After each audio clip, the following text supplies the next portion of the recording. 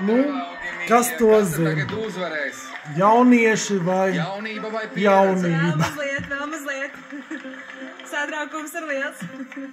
Jā, man arī pārsteigums. Mēs jūtam, darbie draugi, tas, ko mēs tūlīt darīsim, ir mēs paziņosim to, kurš uzvarēja. Un pēc tam apsteigsim arī otrās vietas. Sakrit ar manējo viedokli. Tur, Pilnīgi sakrita dziesmas. Paskatieties acīs abiem mūsu finālistiem.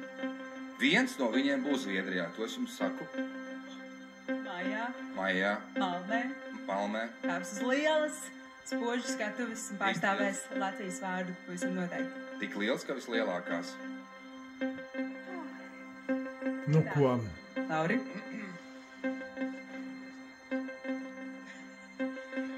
Latviju. Un tā. Latviju Eirovīzijas dziesmu konkursā Zviedrijā šogad pārstāvēs